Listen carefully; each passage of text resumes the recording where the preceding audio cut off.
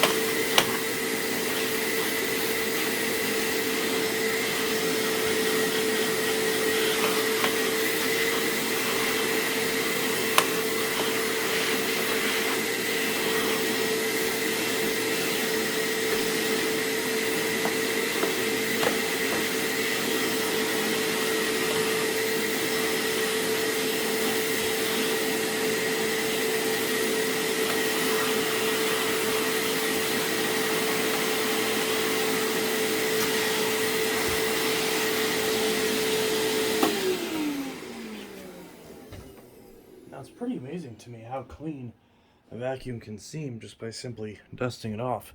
And that's probably a sign that dust definitely makes vacuums look gross. So, we've swept this off, or dusted it off, and here we have our dirt container, which is likely the cause of our loss of suction. So, many of you are probably already familiar with how to empty it. You push this button right here above your trash. But many people who buy vacuums may not know there's a filter up here. In fact, there's two of them. And these filters can get clogged over time and cause you to lose suction on your vacuum. When you lose suction, your vacuum doesn't work as well, and it's not as fun to use. So we've got some dust right there that we could pretty easily clean out. We're actually just going to wash this, but we're going to be careful not to get anything in the spring. The dog is growling for some reason. Ruby, I'm doing a video, be quiet. So, you can see this filter says remove and check underside, and that, Ruby, don't interrupt me. As you can see, this filter says remove and check underside, so we're going to do exactly that. And yeah, I can see why this machine has lost suction. There is a good amount of dirt and dust stuck to this filter. So, we are going to wash this. As you can see, we just puffed a bunch of dust out into the air. I'm just going to suck the dust out of the air.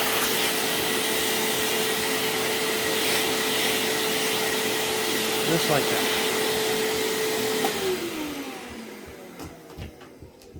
So, we're going to take this dirt container and we're going to take it to the bathtub and wash out all this stuff.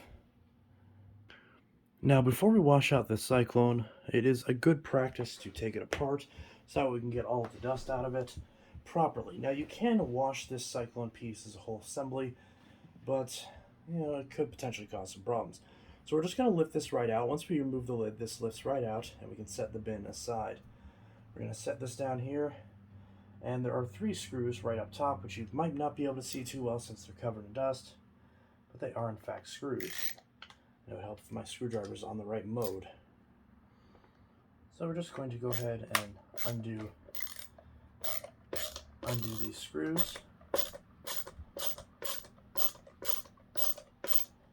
just like that. There'll be nice long screws, and there's 3 of them right up top here. Just standard Phillips head screws, nothing too special. Hopefully my arm isn't covering these up.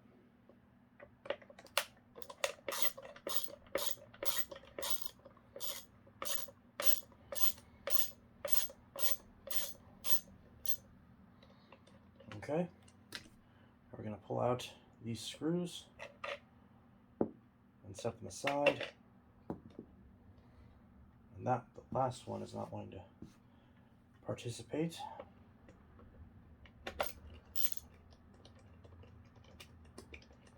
There we go. Pull that one out. And now we can take off this top piece.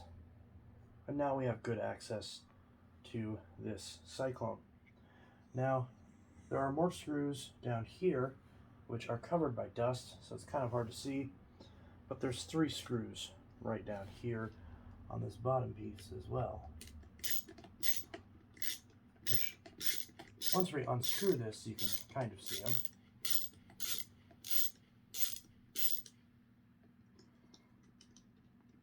So there's one right there.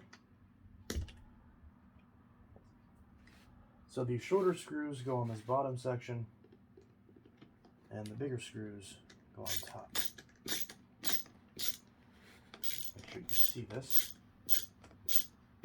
Again, this particular one's covered in dust, so it's a bit hard to see, but you'll find them. Alright, there's that one. And finally, there's a 3rd one right here. You can kind of see it bulging out.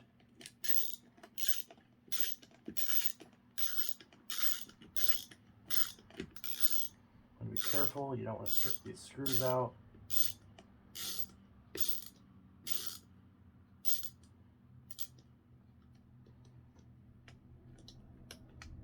There we go. Of course, my screwdriver is getting a little bit dirty, but that's okay. We're going to pop out that screw. And finally, this whole mechanism is able to come out. We're not going to fully take this apart until we are over at the sink. So I'm going to take these pieces and we're going to set all these pieces in the bathtub to wash them out. And while we're here, there is one more filter we need to access. On this particular model, there's a red lever. Grab it and pull it straight out. This is our post-motor filter, and it's in several different parts. Alright, so next we are going to move that hairbrush out of the way. So the next thing we're going to do is we're going to wash out all these pieces and make sure they look okay. Turn on the light so there's a bit better visibility, and we'll just get to washing stuff.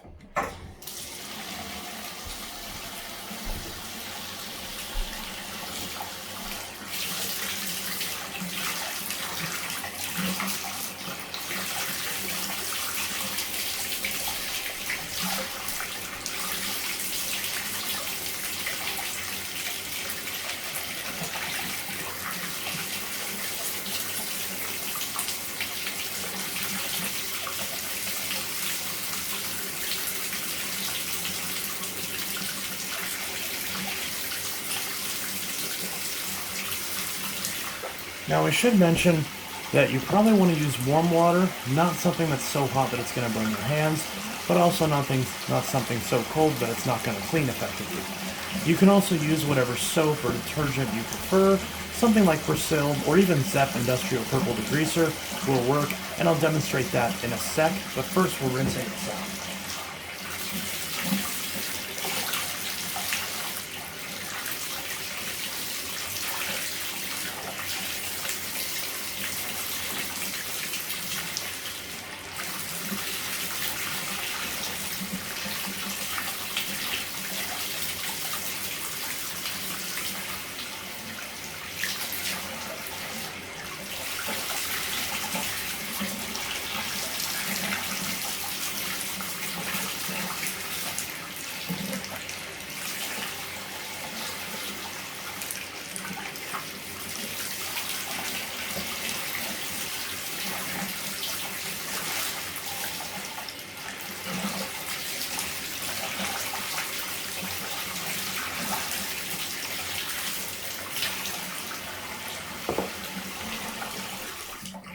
Alright, I'm shutting off the water because now you can see that the filter is starting to become clear. It's still a little bit discolored, so I should be able to squeeze it out a few more times.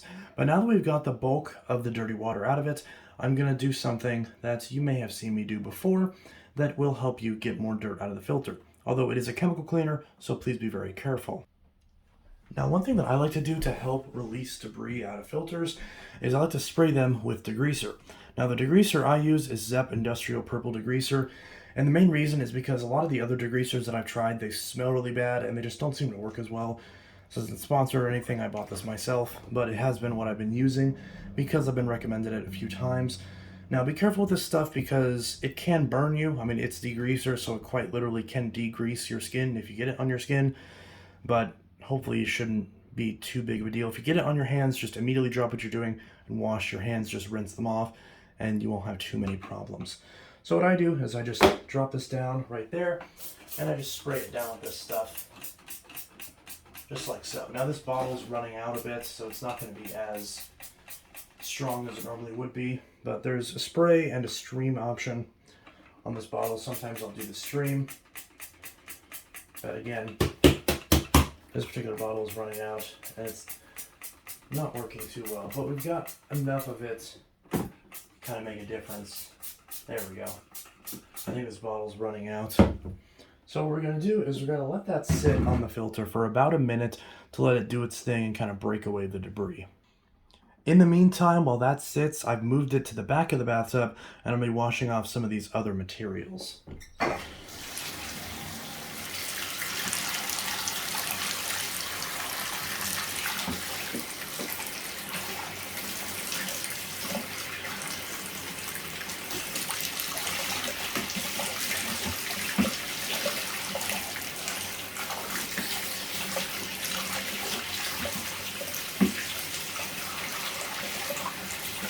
Now be careful, as this can be a lot like washing a spoon, where it can kind of deflect some of the water back onto you, so be careful, you may get wet.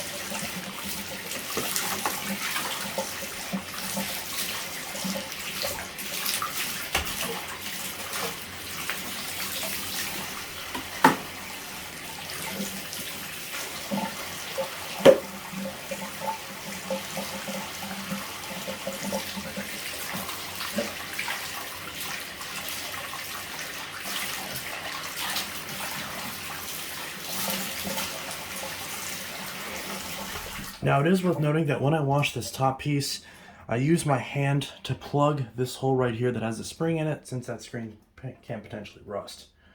But I just give that a super quick rinse on the inside and just set that aside immediately. That one doesn't need too much rinsing to get clean.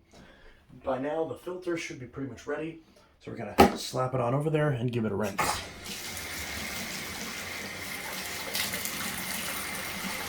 See all that gunk coming out of it.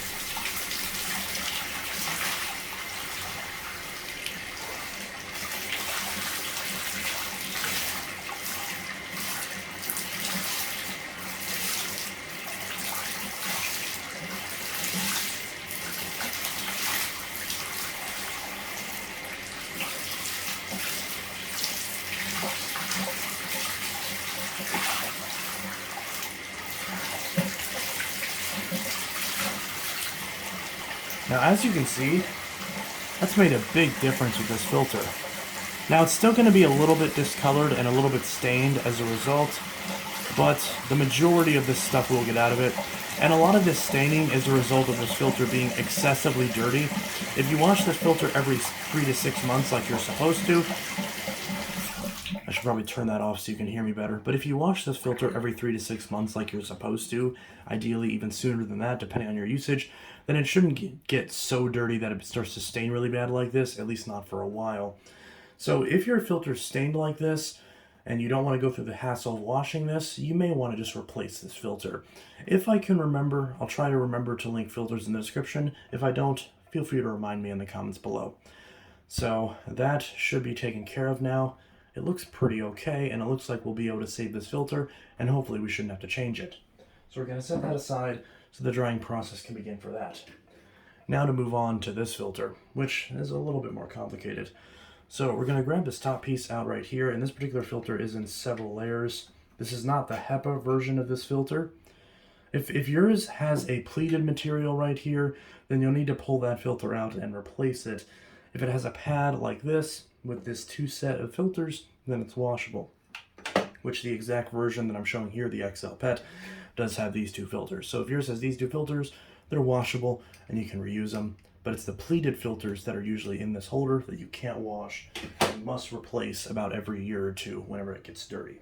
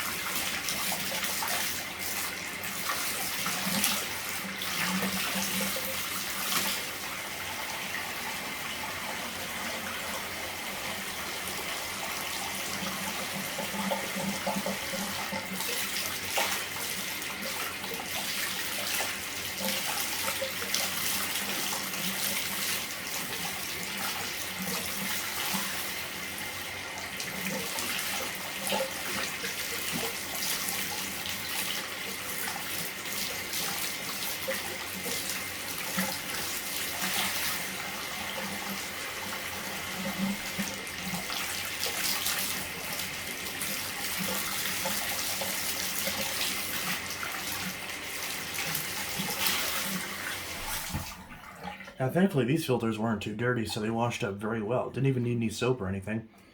And they don't really have a smell to them, so they should be okay. Now you can use the same degreaser trick on these filters, but be careful, as they're definitely not built as well as the filters that go inside the dirt container that I just showed you, the blue one.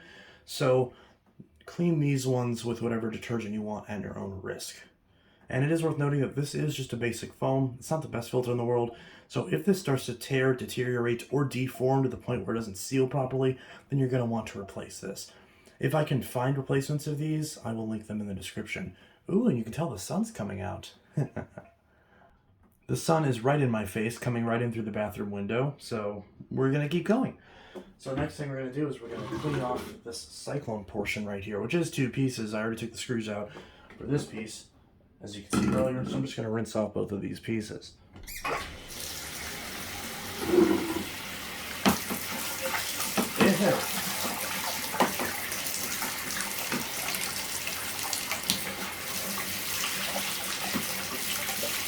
That is gross.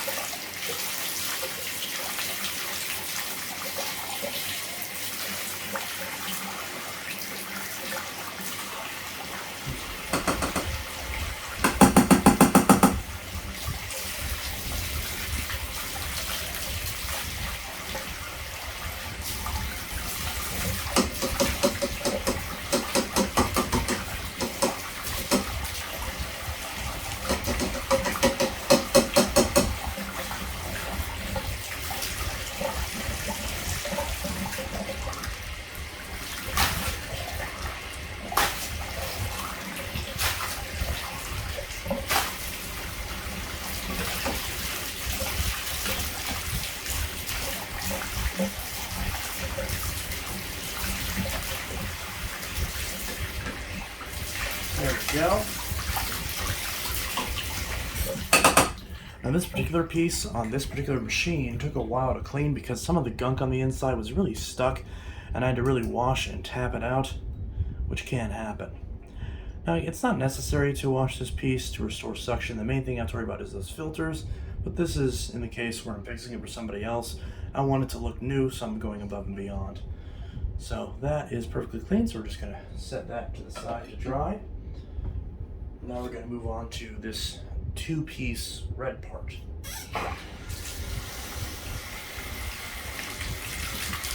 Oh.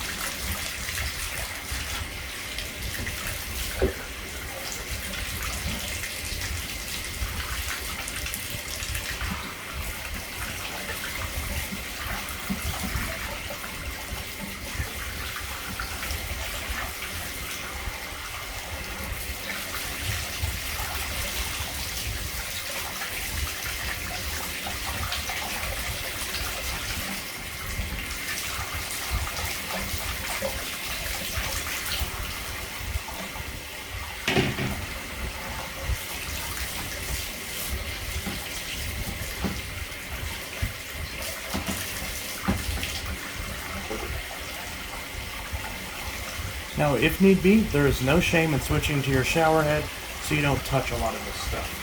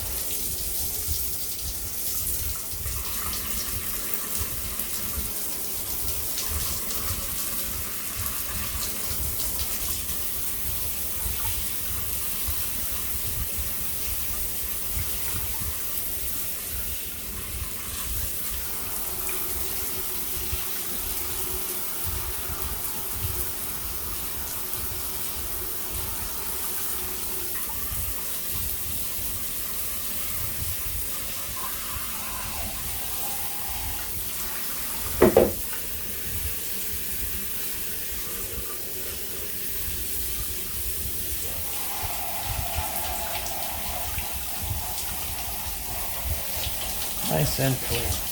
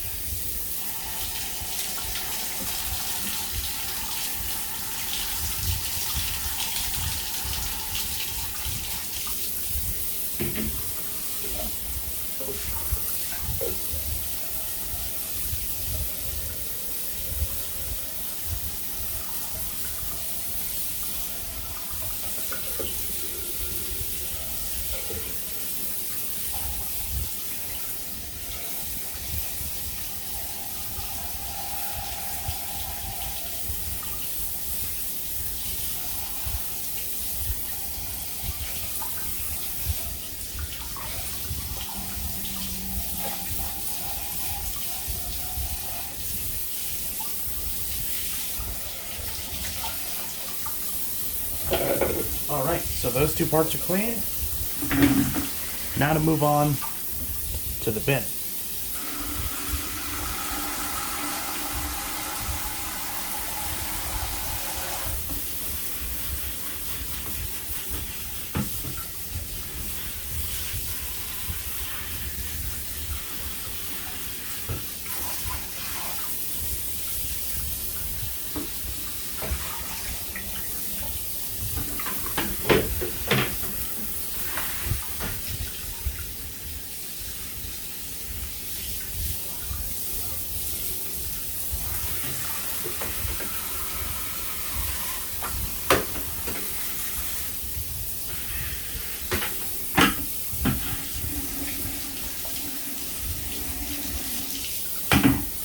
Go. We're almost done with this portion.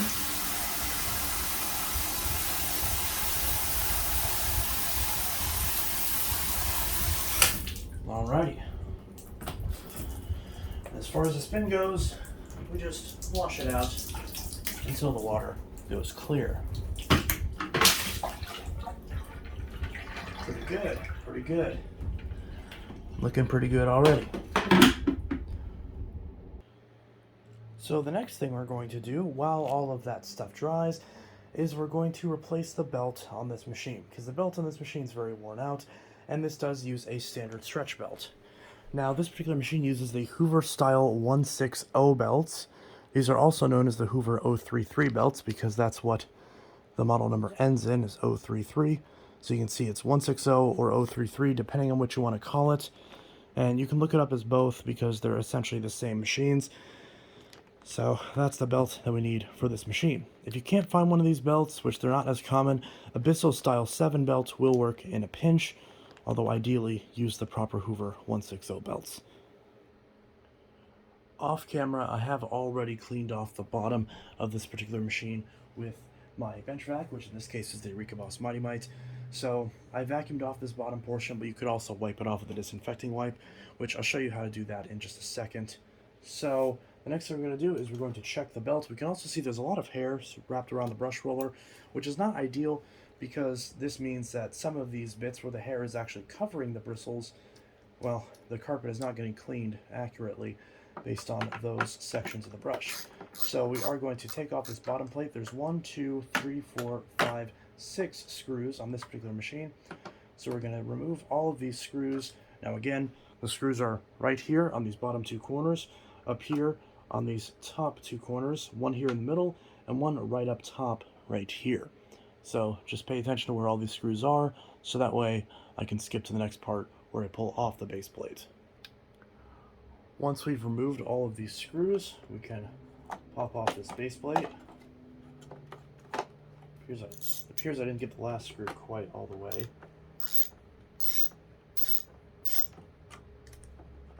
There we go.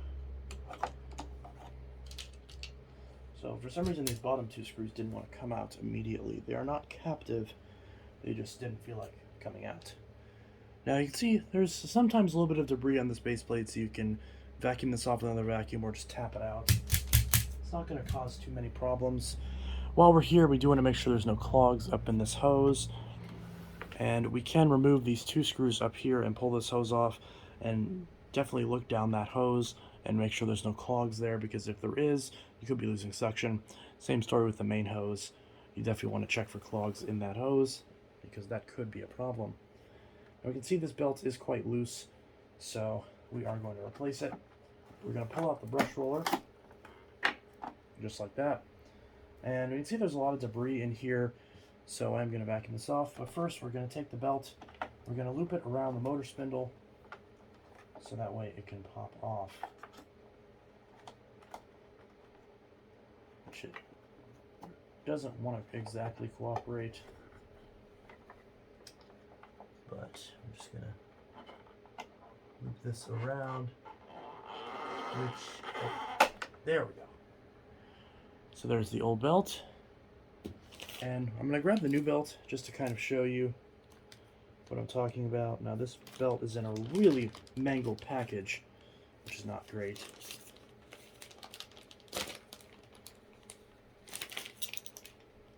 But it's still in decent shape itself. As long as the belt itself is fine, that's all that matters. Okay, so as we can see, if we compare the new belt to the old belt, we can see how much smaller the new belt is, and that's by design. We want this to be tight on the brush, so that way it can pull the machine along and maintain tension. These belts do wear out over time. This particular one looks a bit funky, but it should be okay.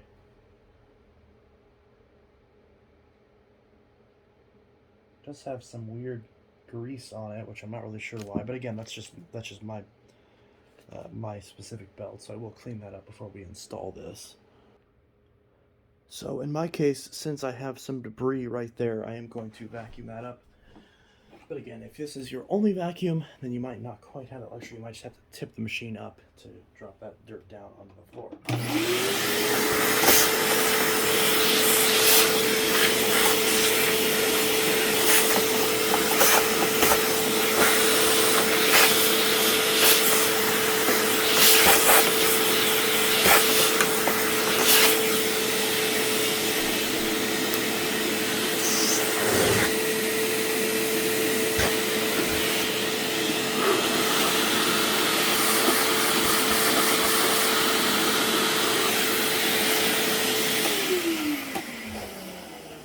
Again, a second vacuum does help you a lot with this. I was able to just now check and make sure there's no clogs in the rest of the machine by simply putting a vacuum on it. Looks like there's a bit of gunk right there.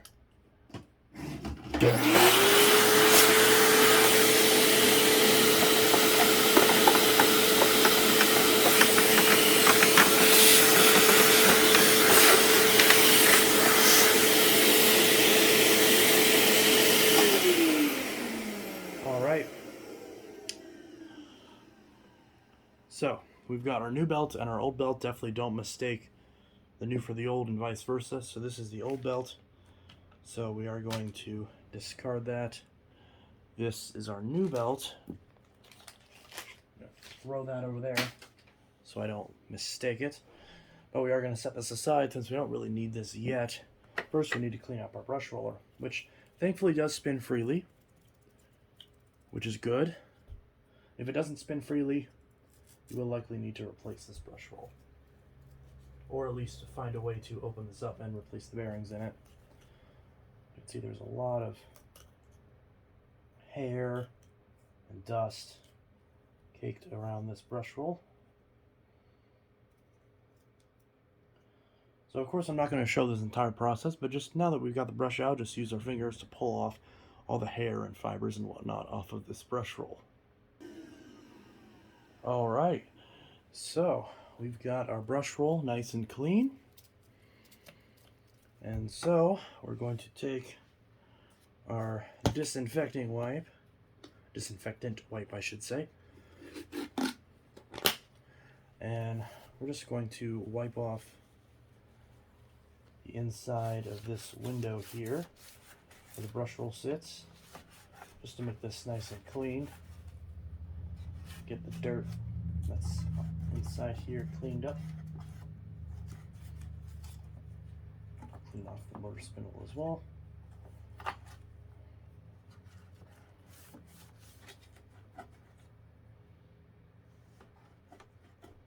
Got some goop right there on the side. And we'll do the same on the brush roll itself.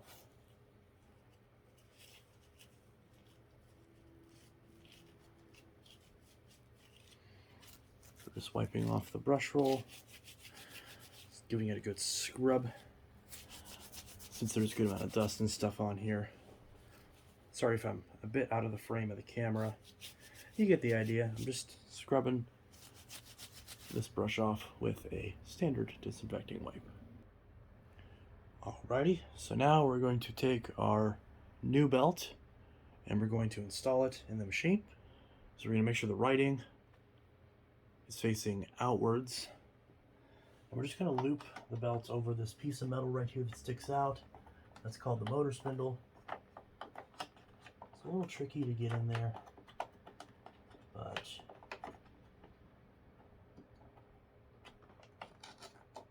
there we go, wrapped around it.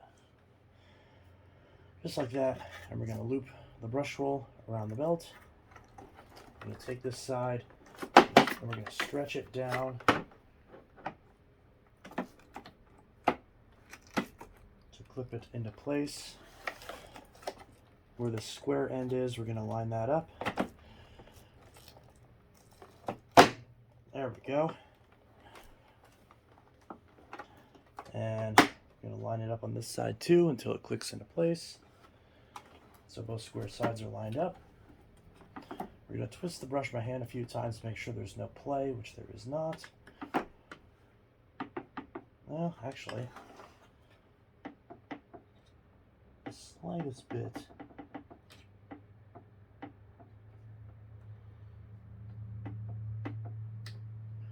It appears there is just the slightest bit of play right there. Kind of hear that moving a little bit. But when I actually grab the brush and move it, it doesn't move. So it should be okay. We're going to take our base plate and we're going to vacuum it off real quick and slap it on.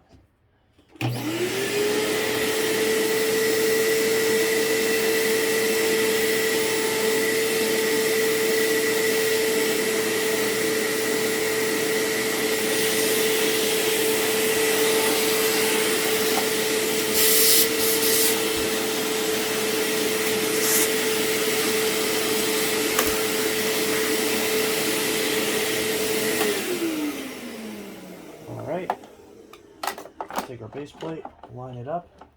We're going to clip it back on. Make sure it's on all four sides. And then finally we're going to put those 6 screws right back in. Alright, so we've got the new belt and the new brush roller. So the last thing we have to do is wait for the other parts to dry so we can go ahead and reassemble this.